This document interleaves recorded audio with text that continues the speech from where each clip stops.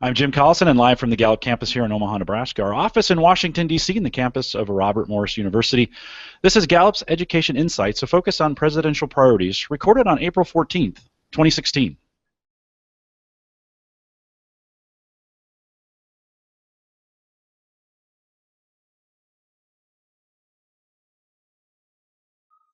Presidential Priorities is a new monthly interview series from Gallup. Our host, Brandon Busteed, Gallup's Executive Director of Education, will interview the presidents of colleges and universities who have partnered with Gallup to publicly release the Gallup Purdue Index Report to their alumni and students.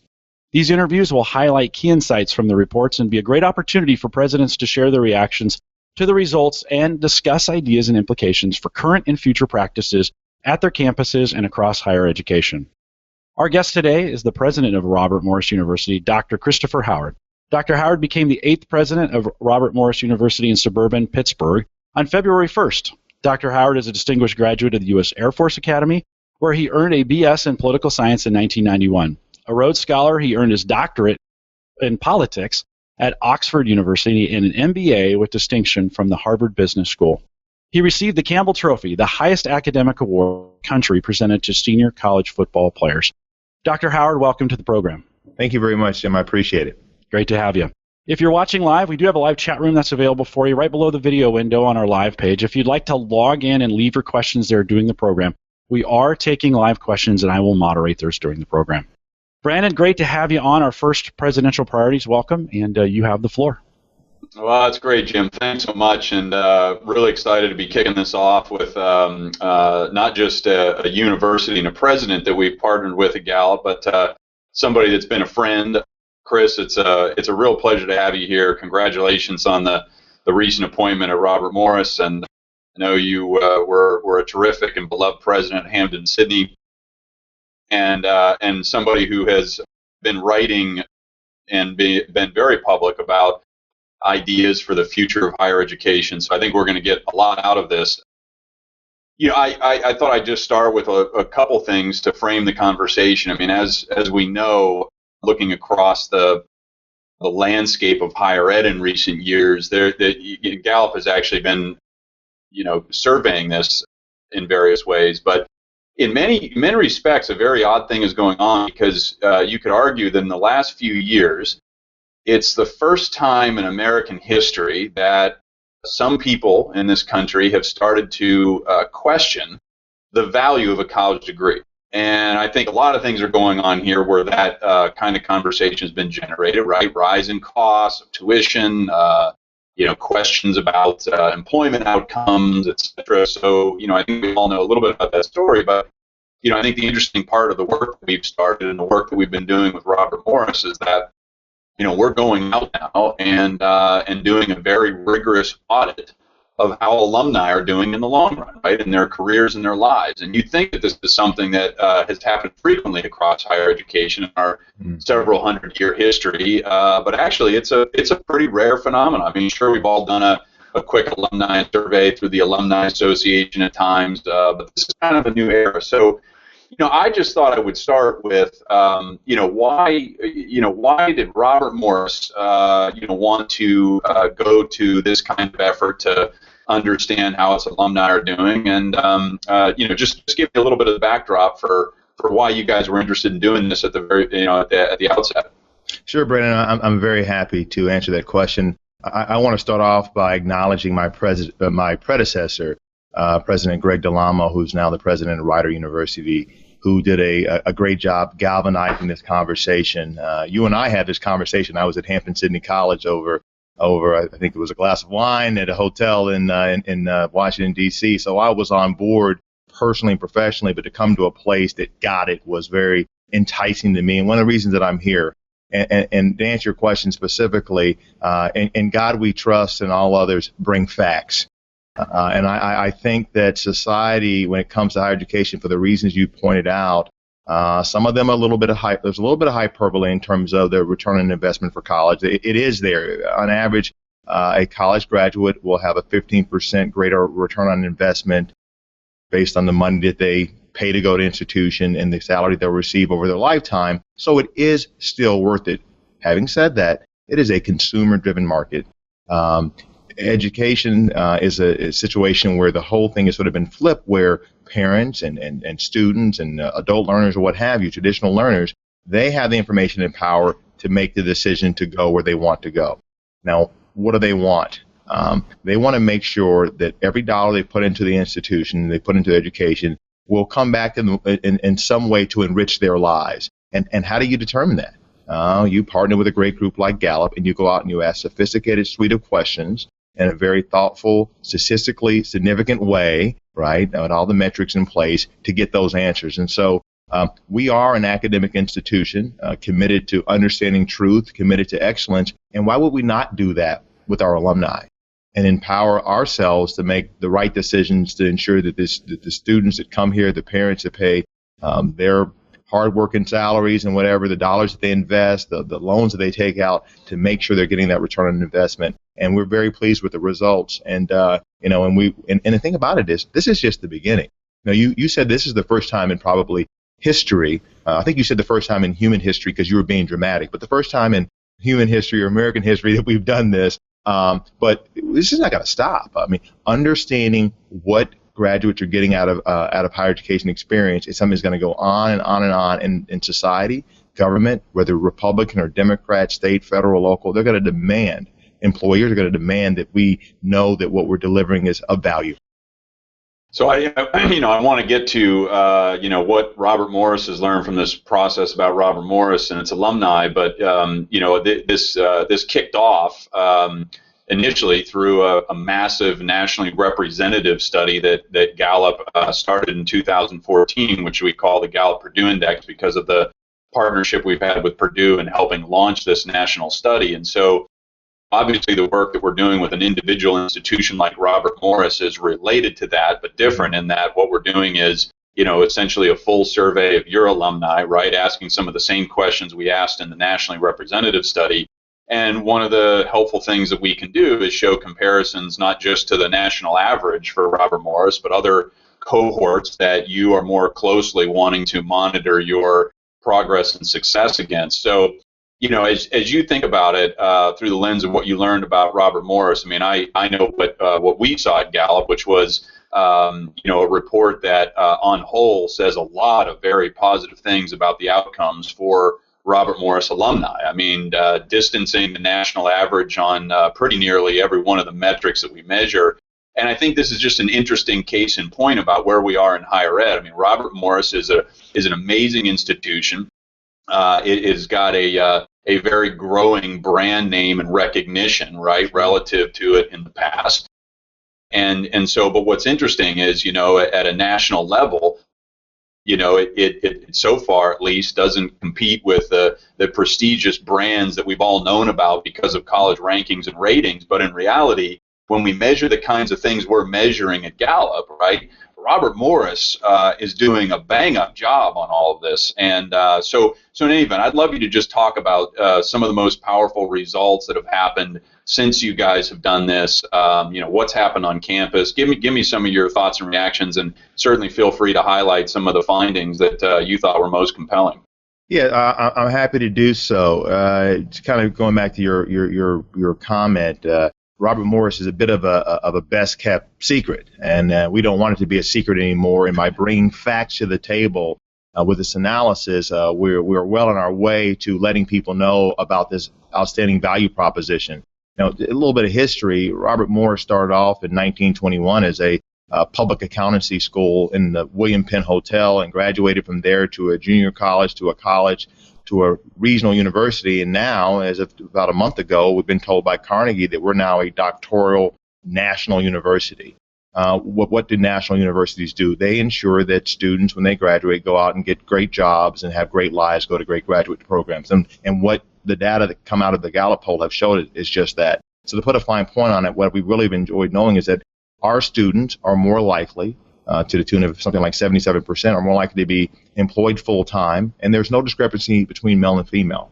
So our students, because one of the well-beings, the 5 well-beings that Gallup speaks to is financial well-being, and to know that our students, male and female, are gainfully employed is great, and we beat the national average in that regard. But just as importantly, and this is something I think that makes your poll, makes the Gallup poll very humane and very human, is that index of engagement. How engaged are your alumni in their workplace, in their communities, in their lives, in their sense of purpose? And we, by about 10-15%, are higher than the national average. So we're more likely to be employed and more likely to be engaged, gainfully employed and engaged in the workforce, which means you're living happier and better lives. When I speak with faculty, and I've been in higher education probably about 15 years almost, and I had a background, as Jim pointed out, in the military and government, et cetera. But when I talk to faculty members, they make a very good point in this regard. What we do for our students in the classroom might not lead to success the day they graduate. It might be 5 years, it might be 2 years, it might be 15, but we know we're bringing value. And Robert Morris University faculty members have said just that. The alumni Gallup poll with Purdue and the Gallup alumni poll, we have demonstrated just that. Again, more likely to be full-time employed, more likely to be engaged in that employment, more likely to have had some of those key 6 experiences that you point out in terms of having a faculty member who cared deeply about them, doing a long-term project of a semester or a year. And I think that goes back to our beginnings and our origins in 1921, being a professionally focused institution has paid off dividends because we want to make sure that the outcomes are achieved, all the while delivering a great education. That's what the numbers show. That's been very, very positive for us, Brandon. Yeah, and I think it's such an important point, right? I mean, we want to know that we're achieving on basic metrics of employment, right? I mean, if people graduate and don't get a job, I mean, that's obviously not a win in that individual's book, the way they're thinking about it. But as you said, it's not just about getting a job. I mean, there's ways to quantify that in simple terms, right? But are you engaged in that work? Are you emotionally connected to your work and your workplace? And when Gallup measures these things, we found that engaged employees are more productive. They're less likely to be sick or absent. They have lower health care costs, right? I mean, all these things that employers care deeply about, whether you're a government employer, a nonprofit employer, or a for-profit one. And so when you can make the statement that Robert Morris alumni are more engaged in their work, those are employees that are more productive for the employers that hire them, right? So, I mean, those are, I think, pretty important statements to make. And as we measure things like engagement and well-being, there are also things that as higher ed has understood how we measure those, they're actually more closely linked to the mission statements of most colleges and universities than some of the metrics we've always, kind of held dear to. I mean, it's important to know that college graduates earn more money over their lifetime, but I always joke that I've never seen a college mission statement that states that, right? And so it's not an unimportant outcome, but I think what we've tried to do, it's not a perfect measure. We've tried to get more to measuring the mission of colleges and universities, and so I think those are very important points to be made. It's interesting as I've talked to a number of college presidents over the last couple of years about this data, I'll have a lot of them that will say to me, oh, well, we're doing really well on these metrics, right? And this is a university we haven't worked with, right? And then they'll say something like, and I'll say, well, why do you say that, right? I was interested in why somebody has some confidence that they're doing well. And most of the answers I get are something like, well, we're a small, private, liberal arts, highly residential campus. And, what we've learned, of course, is that categorical typology of institution is not what's moving the needle on these experiences or outcomes. It's what the college or university is doing or not doing, right? Its values or what it's not valued. And so it was interesting to me because now that I know, if you go on the Robert Morris website right now and you look at the things that you state as values of the institution, right? Here are the 3 that I gleaned: engaged learning, professional experiences, and professors who care, right? I mean, if you just think about, no surprise that you have good results if those are the kinds of values, but it's not because of the typology of the institution necessarily. I mean, there's a bit of the history of professional services, but tell me about the values that Robert Morris has, right, and how those things are playing out programmatically, policy-wise, right? I mean, tell me more about that, because I think the intentionality is where we see good results. Yeah, intentionality means that we're going to be rigorous and very, very disciplined about learning from ourselves and running our numbers and making sure that what we learn, that we come back and we make some changes. And so kind of my tagline, Robert Morris, is, we're big enough to matter, but small enough to care. Big enough to matter, small enough to care. which, because you mentioned the liberal arts piece, and you think that engagement and small liberal arts college are just almost the same thing. You can have an engaged campus of 4,400 students, undergraduate, 1,100 graduates here at Robert Morris, just like you can on a smaller campus. So thank you for edifying that point. Programmatically speaking, I think the sort of the sine qua non, the piece de resistance that we've done is our student enrichment transcript. So rather than just say that it's important to have some of those 6 experiences that are pointed out in the alumni Gallup poll with Purdue and Gallup, we actually have an engagement transcript that every student has to participate in, which ensures that he or she has a high level of engagement, a high level of service learning, a high level of engaged learning. We have it on the faculty side, we have it on the dean of student side. It's curricular, it's co-curricular, and it's tracked, right? And it's tracked, and as we work with our accreditors, that's the one, the one word we hadn't brought into this is that I think the accreditors love this because it gives us a chance to show that on the engagement side and the human sort of involvement side that we're getting it right and that we're learning from those outcomes. So I would say this SET, this student engagement transcript, is a direct result of some of the work we've done with your organization. It's made us a better place. And so we value the human being so much that we value them 25, 30 years when they graduate to ensure that they're achieving the lives that they want to have. They want to have purpose-driven lives, purposeful lives, lives that have enough financial security where they, that's a big part of it as well. But that's what we value. We value that human and humane experience, and we've been able to do that again and again. And it's great to be able to show it in a with a third party, basically. I mean, it's one thing to go out and do it on your own, and bless those institutions that go out there and talk to their alumni. They're supposed to do that. We do the same thing, but to have someone to come in from the outside that has no dog in the fight, and to evaluate and get the results that we have, and appreciate you. Going back to it's showing that what we value and what we do are similar. And the last point I'd say on that is that I used to work at General Electric years ago, which I think is a fine company, one of the most admired companies in the world.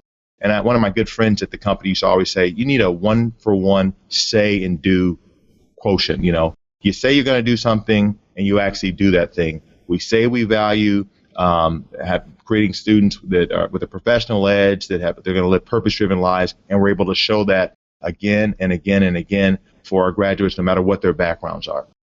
Yeah, you've said a couple things that I think are so important in this conversation, because I actually do think it's a unique new dimension to higher education. And on one hand, I think it's been an industry, if we want to call it that has always valued more so than other industries, right? The human contribution and element, right? We think about students, we think about staff and faculty. On the other hand, though, if you take a step back, right, you could make a real case that higher education needs to do a lot more if we say we value, right, the human assets of this operation, right, or our staff, our faculty, our students, there's a lot more we can be doing. I just think about the lens of staff and faculty engagement. If you want to increase engagement for students, higher education institutions, the biggest driver of student engagement is just simply the engagement of the staff and faculty who are there, on the campus. And so if we're not being thoughtful about that, that's an important thing. And although this may not be the greatest analogy, right? Every college and university in the country today is required by the nature of their organization to do a financial audit every year, right? So they bring in a third-party auditor to look at the financial health of the institution. And so we care enough, and we should, about the financial health of the institution, where we have a third-party auditor do it. And I think a lot of the work that Gallup has been doing the last year and a half has essentially been serving as an auditor of how the human element is doing on these college campuses, right? And so, that's a really important part. I think your example of the student enrichment transcript, though, is so important. I just gave a speech yesterday in Austin that was entitled, "We Are What We Measure." And if you think about what we're measuring or what we've measured historically, right, it's a short list. It's grades, it's test scores, and it's graduation rates. I mean, you can kind of almost boil it down to that. And those are all very important metrics. But if that's all we measure, right, we're missing on a whole bunch of these important things you've mentioned about, the enrichment, the engagement experience. Not just did you have an internship, check the box. Did you have one where you feel like you applied what you were learning in your classwork, right? I mean, those are very different measurements. And so I'm curious, though, what of all the findings from the report, I'm curious what things surprised you the most. Maybe you can talk about that a little bit, and then I want to segue to what new things are happening at RMU as a result of some of this. So, but tell me what surprised you the most when you look at your alumni outcomes. Well, I want to just double back a little bit on the point you made about ensuring that your faculty and staff and your coaches are engaged as well, administrators, etc. You're spot on. I always say that on a college campus, as a president, the university is my classroom, but that's not just me. Our facilities people, our coaches, our student life professionals, our advisors, our non-faculty in some way take on a faculty role because they can teach and they can educate and they can support the students that come to school here. Their being engaged is important to the students being engaged, and an engaged learner is going to be a successful learner, and that's what we're committed to here. So I wanted just to let you know that we've been participating in the workforce engagement piece of the work that you all are doing as well, and we're learning a great deal, and we're looking forward to implementing and from what we've learned, bringing that to the table. So I just wanted to make sure that I sort of indemnify that point, Brandon, because I think that is very, very important. What did I find surprising? I love the fact that what happens on the financial side translates on the other well-beings. The fact that our alumni are actually living lives that are marked by purpose, where they feel good physically, they're less likely to call in sick, etc. That was a wonderful correlation that I was so happy to see. When I have two sons in school, well, when they misbehave, they're my wife's sons, but when they behave, they're my sons. But I have two sons in school, and you want them to go out and have enough money to get off your payroll, but you really want them to have a good life, right? And I think that what we've found here, and I'm being a little bit redundant, is that our graduates are living really good lives. And we are now a national university. We're ranked in the same index with Harvard University, with Purdue, with University of Pennsylvania. In fact, they're probably saying they're being ranked with Robert Morris University, right? That's what they're very excited about that. But it doesn't matter what type of university, whether it be a historically black university, whether it be a predominantly white serving, whether it be a liberal arts, or whether it be a medium-sized university, whatever. It needs to be a good university that's committed to ensuring the success of its alumni, and we've been able to do that over and over again. In terms of what we're doing, I think, again, going back to this student enrichment transcript, which has been around for a few years, that is really, that's just the golden apple, as it were. We're going to continue to tweak that, make it better. We have to use a little bit of 20th century tools to do a 21st century exercise in terms of making sure that we're monitoring that. We're very, very diligent. We have a great vice provost, Larry Tomei, that oversees this whole process to ensure that when people are having those experiences, many of them marked by the 6 experiences pointed out in Gallup, that we're tracking those properly. Well, why can't we use some technology, a little bit more of this right here, to track that in a way that's appropriate for our students? So I'm excited, and I've been challenging our dean of students, our provost, and the other folks to figure out how we can make it more seamless to capture those experiences that we know work, that lead to the outcomes that we want, in a way that's a little bit more seamless, a little bit more 21st century, a little bit more 3.0. So that's kind of the next. So, yeah. I look forward to this conversation in a year's time, Brandon. You can challenge me and say, hey, Howard, what did you do? Did you actually say do? Was there a 1-for-1? Did you say something and do something? I'm looking forward to that. Yeah. Well, it might be helpful. I know some of the folks on the podcast today are probably very familiar with the national research that we've produced on this. Some may not be at all. And we've talked about some of the things that have been measured. We've talked about these things, the key 6 experiences that have been identified as part of this national research, and they've played out in true ways on every single individual campus that we've measured these things. But you've highlighted a couple of them, but I want to talk about a couple and get your thoughts or ideas on where you think things might head for Robert Morris in terms of thinking about how you increase the likelihood that these things happen for more students, right? One that blows me away still is whether they worked on a long-term project that took a semester or more to complete. Now, astonishingly, at a national level, less than a third of all college graduates in the U.S. strongly agree to that about their entire undergraduate experience, right? And that's one where I kind of go, how is it that low, right? What are they doing all 4 years of college, taking pop quizzes the whole time? And, I can't wrap my head around that one.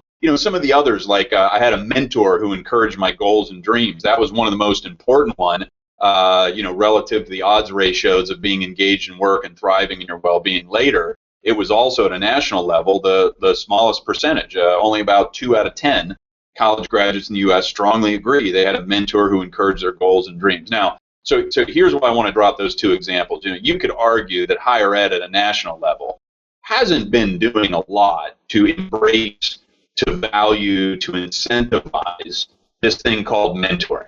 We have an expression for how faculty get promoted on most campuses. This is not true always, but I'm making national statements now, right? But we call it publish or perish. And research has very, very important outcomes, right? Different outcomes potentially than what we're talking about here for students and long-term graduate success. But I'm just curious, if you hover over those two things, right? How do you create a culture of mentoring?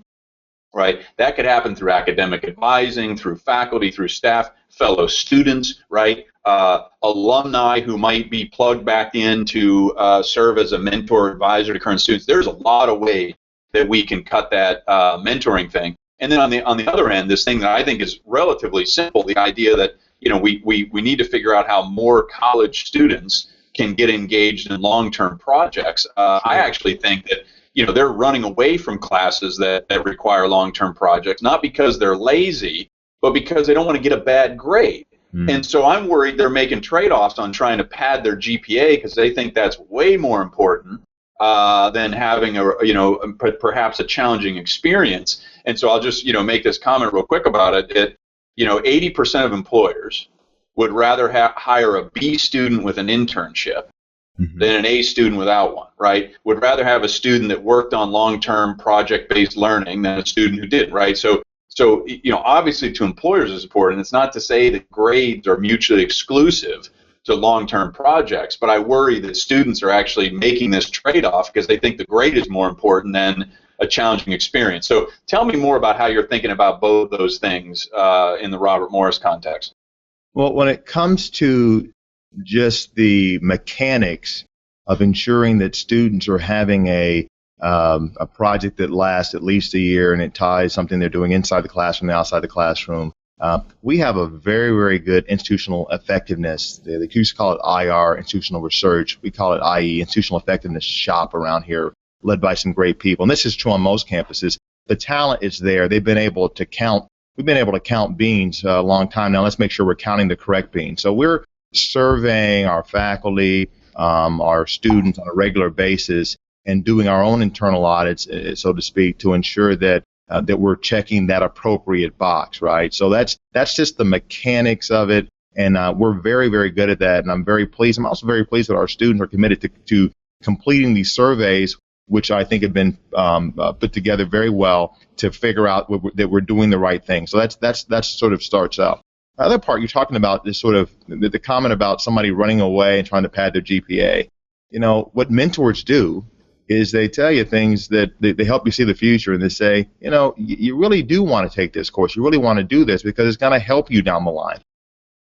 We're fortunate, Brandon. We have a culture that really has this wonderful professional focus, and it doesn't always have to be internships in terms of having that kind of experience you kind of laid out a few minutes ago. But we have a history of that with our professional focus. We have a history of that with our proximity to Pittsburgh, with all its meds, tech, and ed, and all its industry and nonprofits and sports and energy, et cetera. So we're on the right side of history when it comes to our ability to ensure that our students are having those experiences. Now, when it comes to, let's go back to this idea about mentorship. I mean, I would not be a president if I didn't think that mentorship was critically important. I'm kind of the chief mentoring officer in some ways. I try to mentor my staff in ways that helps them grow. I think my board mentors me, so I kind of model this behavior.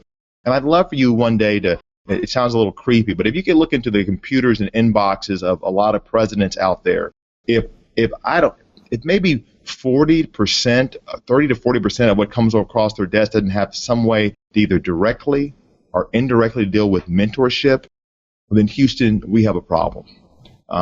because there's no better way for young people to understand their future path than to talk to people that have walked in those shoes and are going down that path. And I'm proud to say here that we have a tradition of that, and I have a personal stake in it, and it's of interest to me. We come to a meeting, a cabinet meeting. If we're not talking about that, it'd be very, very surprising for me to even have a meeting where talking about mentorship. It's always very, very important. So we have that culture, and it's one of those corny things where, hey, leadership matters. I'm talking about all the time, and presidents, sometimes being a president is a little bit like running a cemetery. Just because you tell everybody to stand up doesn't mean they're going to actually move. But you can send the right. Think about that one for a second. Yeah. But you really can set the. And I do feel like in my presidency, in my previous institution, and here, I'm stressing it. I'm directing my dollars where I have control of the purse, the power of the purse. I'm directing it that way. You'd asked a second ago. Again, I want to come back to one final point about what Gallup means to us and how we're using that. What's fun is that on any given day or any given week, some new, interesting, and as young people say, cool way comes up to where we can actually leverage our learnings from Gallup. When we have a cabinet meeting, we have 3 or 4 sort of standing items that we go through every meeting. Enrollment management, because, tuition drives it all, right? Enrollment management, our budget, a few other things. And then like the 4th item on every standing agenda for every cabinet meeting is the Gallup findings, the Gallup Purdue Index, and what we're doing with that. And we have institutional research people and marketing people and faculty and student life people that engage around that topic on a regular basis. So the fact that 70 days into the job, I don't have it exactly worked out and what we're going to do to leverage this wonderful tool in the future. It is in our SOP, our standing operating procedure. We look at it on a weekly basis, and it's across my entire team. Mm-hmm. Yeah, and it gets back to that powerful point of we are what we measure, right? And not just surveying people, but what you're doing is you are looking at it as a constant reference point for how you're thinking about leading the institution on a number of levels. And I give you great credit for that. That's not easy to do. We do a lot of surveys in higher ed, and we're information rich, data poor. There's a lot of expressions that people have kind of put out about this, but all the times that we've done a survey and then never done anything with the data, right? We reviewed it one time and then it goes behind us. We're all guilty of that, and organizations of all types, but I think making sure it has some real action planning around it. That's part of continuous improvement, right? We don't use that terminology in higher ed much, but with your GE background, what I see this process becoming ultimately, if institutions really embrace it, is, regardless of where you are, right? Let's just say Robert Morris didn't look good on some of these outcomes, right? Let's say you were the best in the world in these outcomes, right? I think the right place to be is just to simply focus on how can we get better wherever we are today, right? So I give you great credit for, having that be a regular, part of your operating process. And, I'd love to talk. You certainly, we can keep talking about Robert Morris and sharing some examples from your work, but I would love to segue a little bit and get your thoughts about, what some of this means for the future of higher ed, right? So, if we start to measure new things that we haven't paid careful attention to in the past, right? Things like mentorship, things like just tapping into the voice of the student, the voice of the alumni, right? In some ways, that's the most powerful thing we've done here is we've just gone out and asked alumni how they're doing, right? And what'd you think of this, right? So, to me, there's been a number of interesting things. One is this big overarching theme of work readiness, right? And so, look, however we think we're doing in higher ed on this, I'll just throw out these 3 data points that I think talk to the gap in perception and reality. So we did a survey of chief academic officers with Inside Higher Ed as part of their survey series, and we found out that 98% of college provosts feel they're doing a good job preparing students for success in the workplace, right? So, a pretty high scorecard according to the provost. When we ask C-level business executives, which we did in a representative survey, we didn't ask the same exact question, but a pretty similar one. Only 11% of C-level business executives in the United States strongly agree that college graduates have the skills that they're looking for, right? So, Now, look, some of that's perception, some of that is reality. I don't know what the mix is, but there's a lot going on there to see such a huge gap between 98 and 11. So when I think about this through the lens of the Gallup Purdue Index research, a lot of this is, what are the experiences in college that lead to alumni being more likely to be successful in their careers, engaged in their work? And so all of these things we've talked about, actually, if a graduate strongly agrees to, doubles their odds that they're engaged in their work.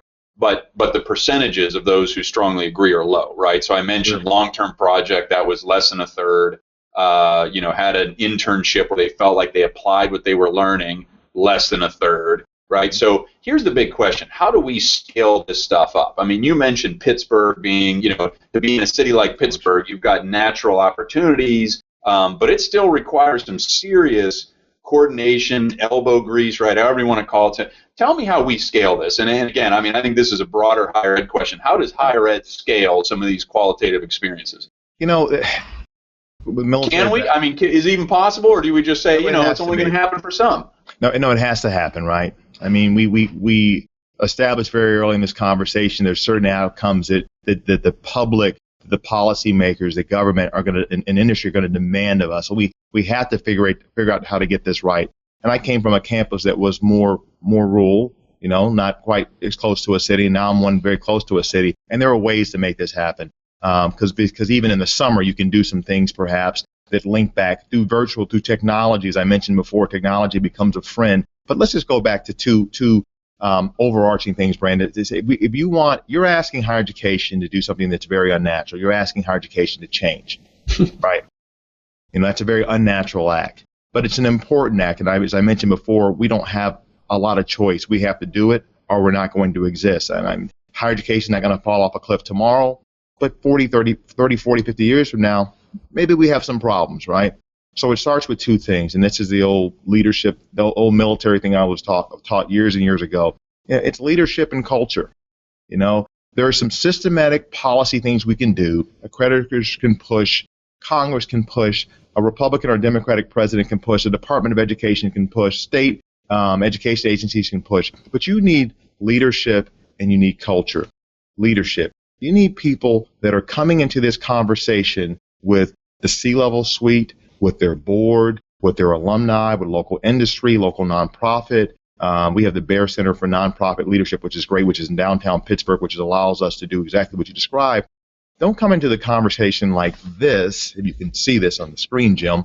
Come into the conversation like this, open. So long in higher education, we've thought that we had all the answers.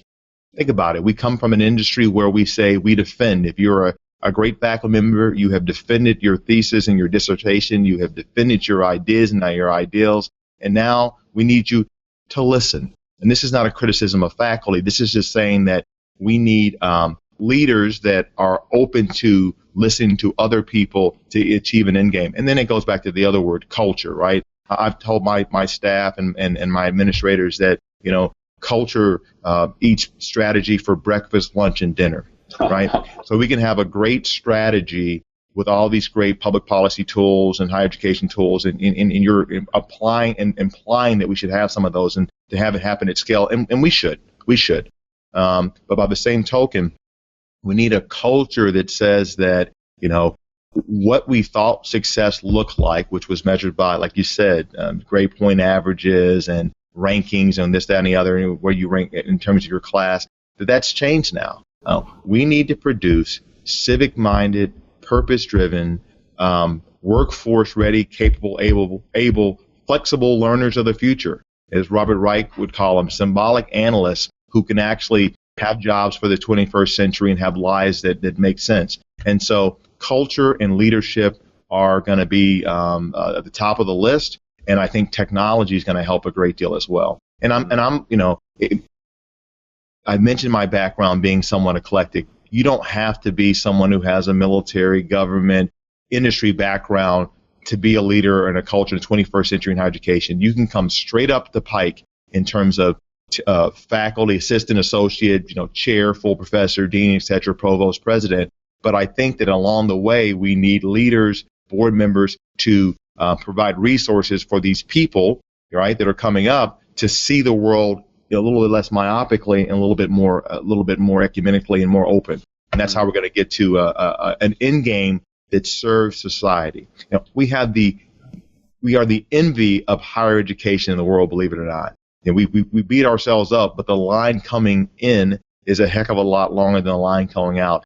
Sitting here in my campus at Robert Morris, if I had a really good arm and I could throw a rock a long way, I could hit Carnegie Mellon University and Pitt and Duquesne, and these are other great national universities, not to mention smaller universities like Washington and Jefferson. This is a shameless plug for higher education in the Pittsburgh area. Because another part of this is that we can work together, right? I mentioned technology, I mentioned leadership, and I mentioned culture. Hey, let's try teamwork.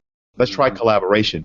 There's a lot of that going on, but we can do more of it to get the scale you're talking about, because there's certain things I can bring to the table because just by where I sit, right, compared to other schools, and then when it comes to other situations, I could maybe leverage their unique offerings at that time. So I think there's a couple things that we can consider going forward.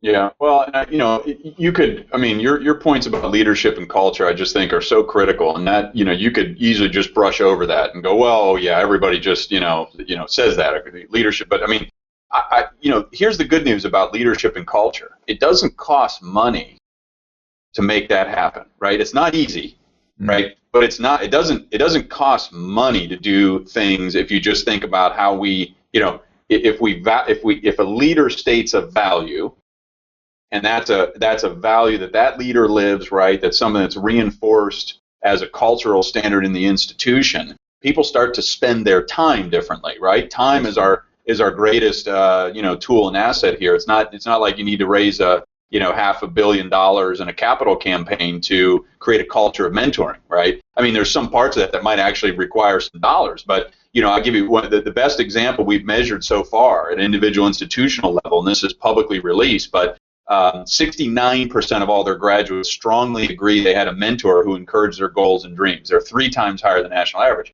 It's Western Governors University, and no one would ever guess that, but it goes to your point about how technology can play a powerful role in scaling some of these human interactions. So when you go look at what they're actually doing, you get it, because they have professional advisors. This is just their model, right? Because they don't have buildings, they don't have this, but professional advisors they assign to each student one-to-one that they get matched with from the time the student matriculates to the time they graduate, and they spend 1 hour a week together. And when I say 1 hour a week, I'm talking about what we're doing, Google Hangout, Skypes, right, phone, whatever. So the simple point is there are definitely ways to scale this, but I want to come back to your leadership and culture statement, because I think this is the thing that we are underutilizing in higher ed, right? And so I want to segue. I had a fascinating conversation a month ago with Simon Cooper, who is the former president of the Ritz-Carlton for about a decade, right? And I know I'm going to mention Ritz-Carlton. I'm sure a whole bunch of people on the podcast are going to go, what does that have to do with higher ed? I actually think the insights I gleaned from him are amazing, because they speak to some of the things you just talked about, right? And so I actually sat him down. I said, Simon, what would it look like to you if you ran a university through the same culture of service excellence model that the Ritz-Carlton stands on? So put aside the fancy things of the Ritz, right? The fancy bedding and this is not about luxury brand conversation. This is an interesting point. Ritz-Carlton employees, on average, are paid the same amount of money as other hotel employees, but they deliver on a totally different level of service. And so when I started talking to him, it was all about leadership and culture.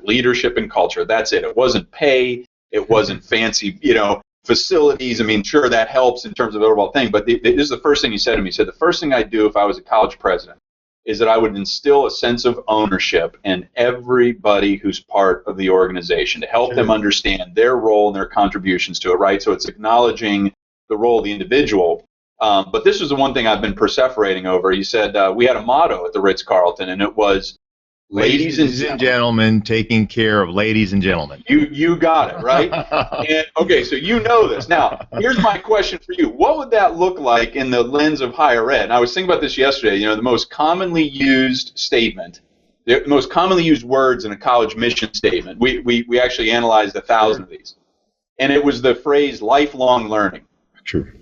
So I'm going to take a little page out of this Ritz-Carlton playbook and say, what if higher ed had the motto lifelong learners, serving lifelong learners. I mean, I don't know. I'm really intrigued by the leadership and culture that they created, right? It isn't, like I said, it wasn't about pay, it wasn't about other things. They invested deeply in the culture of valuing an individual and his or her contributions to their mission. And I wonder what that would look like if we took something like that seriously in higher ed. Not that we want to make higher ed like Ritz-Carlton. I'm not saying that. I'm just saying that service of culture excellence. Have you seen our new dorm? Our new dorm? It actually looks. No, I'm just kidding. No. Let me jump in. You are really onto something, right? I use a phrase around here on campus quite often. It's called agency.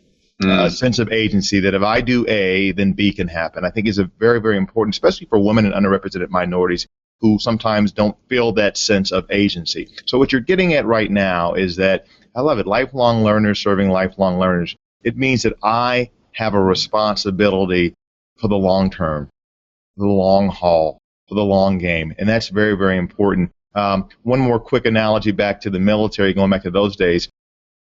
There's a story of an admiral who was touring a destroyer that was in dry dock getting some work up done. And there was a guy that was painting a part of the ship, and the admiral goes, "Hey, what are you doing there, sailor?" And he says, "Well, I'm making the world safe for democracy." You know, he wasn't there painting a ship, Brandon. He was there doing his part to ensure that the mission was achieved.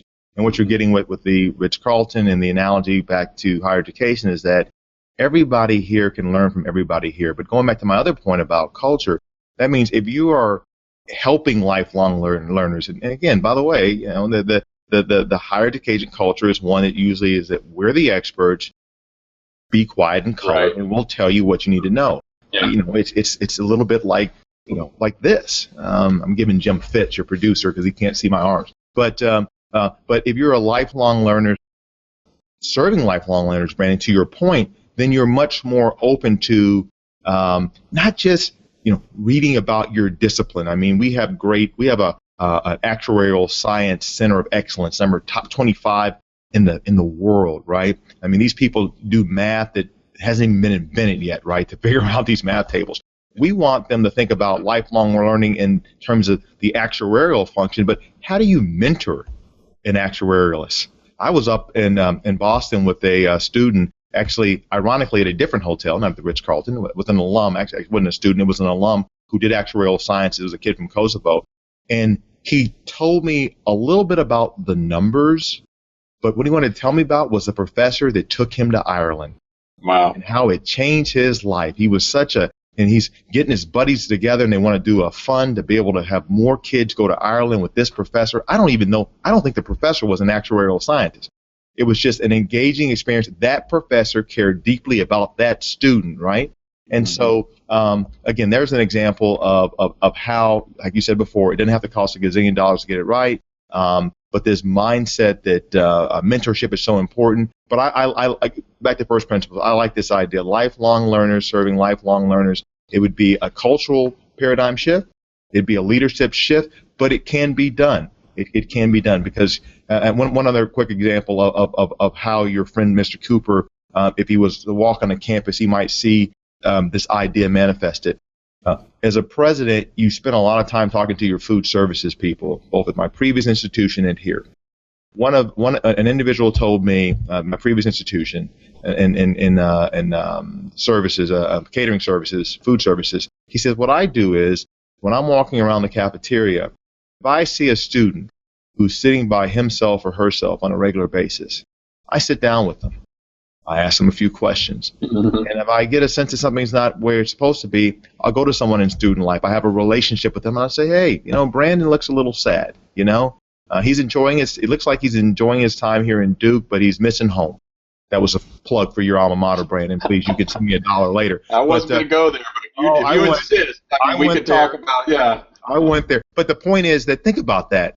That's like the guy painting the ship. I mean, he's not a professor. He's not even a student life professional, but he's committed to that sense of support and long-term service and support.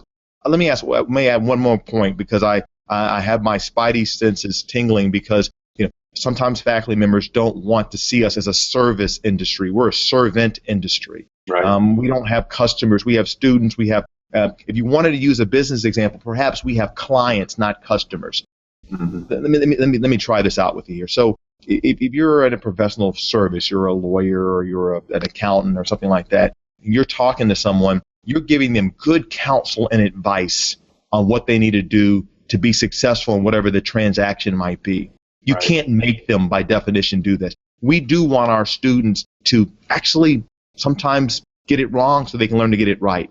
We don't want to make them, we don't want to make their beds for them, and we don't want to make them make their beds, but we want to advise them on the upside of actually making their bed and cleaning their sheets and cleaning their rooms. And this is a big metaphor, but you know where I'm going with this. So I wanted to add that twist to the end of this conversation to say that I do for my faculty brother and sister out there, I don't want people to think that and you said we're not turning ourselves into a hotel. We can glean something from that, but it's a little different than a pure customer relationship.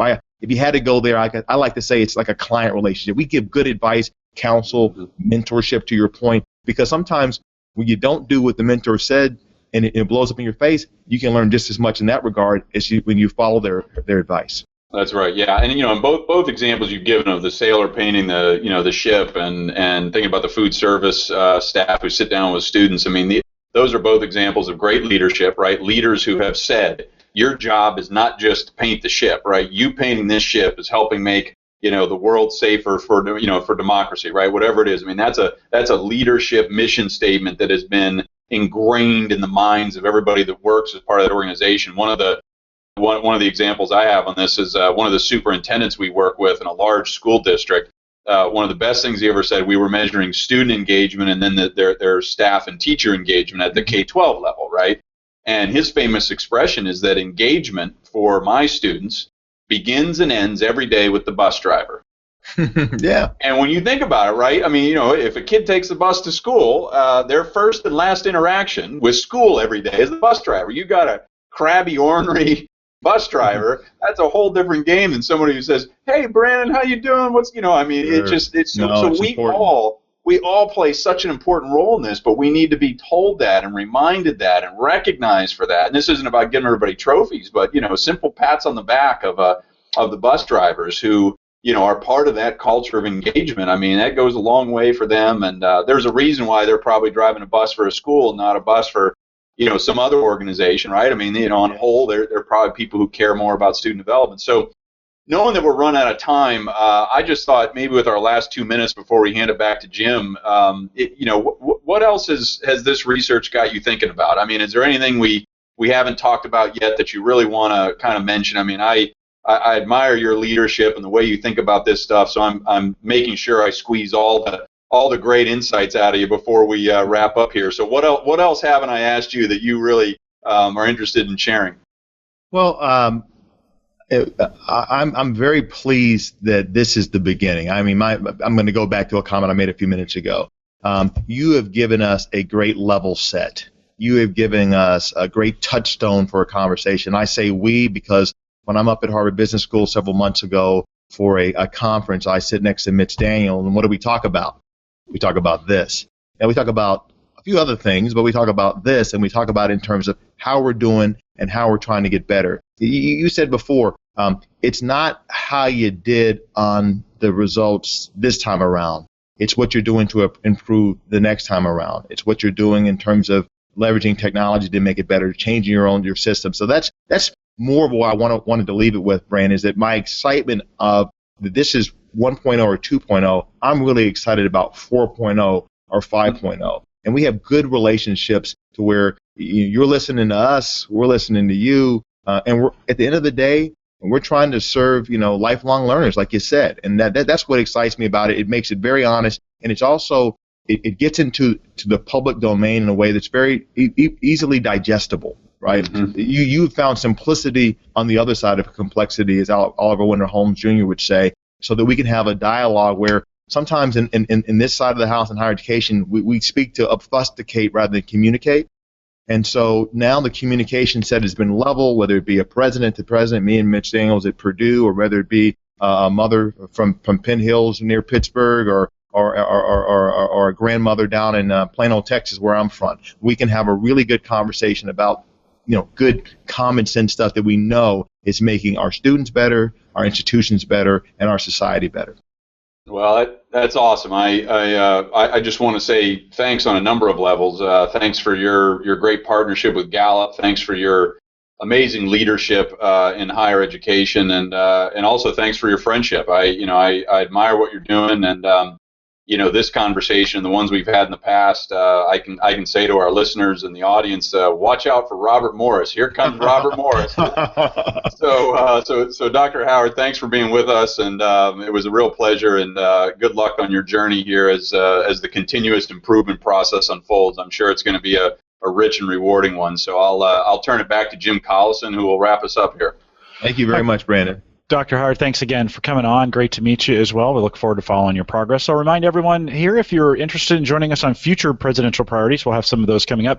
The best way to do that is subscribe over at our Eventbrite channel. So if you go to gallup.eventbrite.com, we list them out there when they're available. About one a month, I think, is what we're on schedule for. And so if you'd like to follow that, all our webcasts at Gallup are listed there as well. If you want to register for those, that would be great. If you have questions about the Gallup Purdue Index and you want to contact us, send us an email, education@gallup.com, and that's the easiest way to get in. If you had questions, if you were watching live and you had questions that you didn't get answered, you can send those questions in as well, and we'll get back to you. To learn more about Robert Morris University, really easy email address to remember, rmu.edu. We'll get you there, and we'd like to thank them for coming out and supporting it as well. And with that, we'll say goodbye, everybody.